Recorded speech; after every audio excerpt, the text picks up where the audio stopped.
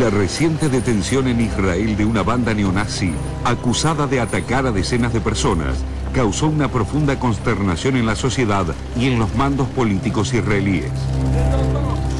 Homosexuales, extranjeros, árabes, judíos y adictos a las drogas eran el blanco de las palizas de estos 8 jóvenes israelíes oriundos de la ex Unión Soviética. Todos llegaron al país en el marco de la ley de retorno, una norma que permite a cualquier persona con al menos un abuelo judío convertirse en ciudadano israelí. Y las detenciones se realizaron en Ramle, un año después de iniciadas las investigaciones que comenzaron tras la profanación de una sinagoga en Petah Tikva, una ciudad cercana a Tel Aviv, con un graffiti de la esvástica nazi y el nombre de Adolf Hitler. After there were 2 main incidents where a number of synagogues were in fact damaged, swastikas as well as other emblems were written all over the walls, both inside and out. Part of our investigation concentrated on these youths, all of them being in between the age of 16 and 21. Durante los allanamientos, la policía les confiscó 5 kilogramos de explosivos, una pistola y un fusil. Según las autoridades israelíes, 6 de los 8 detenidos confesaron su pertenencia a la banda y los delitos que se les imputan. Los 2 restantes, considerados los presuntos cabecillas, intentaron refutar las pruebas recabadas por los investigadores. La justicia incautó varias grabaciones en video efectuadas por ellos mismos con las que documentaron su accionar. En una de ellas, obligan a un joven ruso a ponerse de rodillas y pedir perdón al pueblo de Rusia por su condición judía y su adicción, para después darle una golpiza, al igual que a la persona que acude en su ayuda. Los sospechosos, quienes muestran en sus cuerpos símbolos tatuados relacionados con la supremacía aria, escogían como víctimas a personas que estaban en una posición débil para denunciarlos, como fue el caso de trabajadores ilegales africanos. Aunque en Israel se cree que hay decenas de admiradores de Adolf Hitler, esta es la primera vez en los 60 años de historia del Estado judío que una banda neonazi organizada es descubierta y sometida a juicio. El primer ministro Ehud Olmert expresó su horror por lo que llamó la violencia por la violencia misma, aludiendo además a un fracaso en las políticas formativas en vista de lo que parece un surgimiento de ideas antisemitas en Israel. Previendo una posible caza de brujas entre los inmigrantes rusos llegados a Israel desde la caída de la Unión Soviética, que suman casi 1 millón de personas, el primer Olmert pidió que no se discrimine a toda una población ni se caiga en generalizaciones. Los partidos religiosos, por su parte, se apresuraron a pedir una reforma de la ley de retorno. Aunque en su mayoría son cristianos y sus vinculaciones con el judaísmo son remotas, casi todos los sospechosos llegaron a Israel desde la ex Unión Soviética cuando eran niños, conforme a esta ley. En los últimos años, Rusia se sumó a Alemania y Austria en el listado de países que registran una creciente cantidad de delitos cometidos por grupos neonazis o de ultraderecha. Naturalmente es una salvajada, nadie va a... No, es imposible defender nada de lo que estos sujetos llevaban adelante, ni de lo que quieren llevar adelante otros sujetos como estos en Israel. En Israel, además, la sorpresa es naturalmente enorme.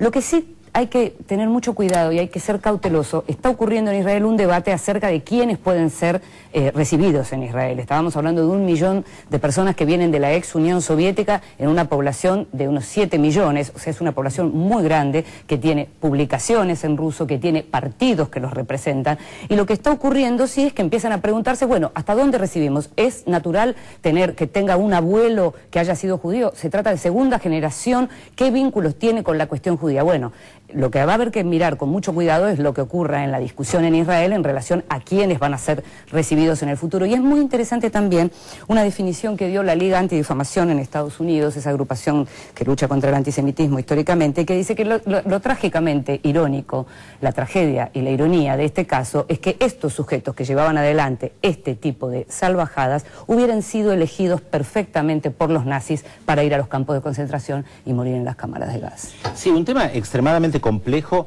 Se ha escrito mucho en estos últimos días y obviamente se está debatiendo en la sociedad israelí. A mí me llamó mucho la atención las palabras del del profesor de historia alemana, jefe del departamento de historia alemana en la Universidad Hebrea de Jerusalén, Moshe Zimmerman, que dijo que la sociedad israelí está repleta de racismo y violencia independientemente de este grupo nazi, y que está dirigida principalmente hacia la población árabe, sea en los territorios que Israel ocupa desde 1967 o en Israel mismo, y hacia trabajadores extranjeros.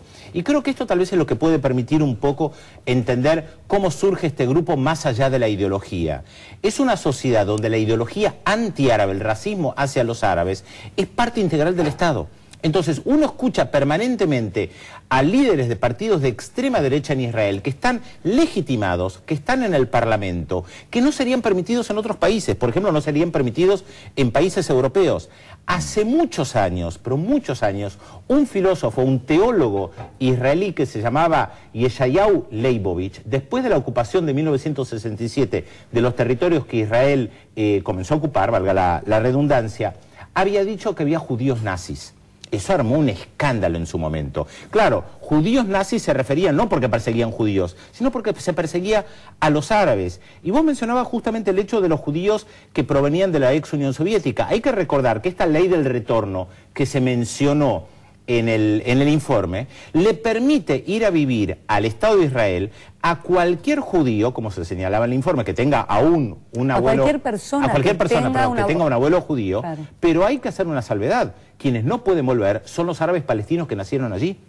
Y esta es la madre del problema, la madre de todas las batallas, la madre del problema. La creación de ese Estado, en 1948, se hizo sobre la expulsión de la población autóctona, que no puede regresar.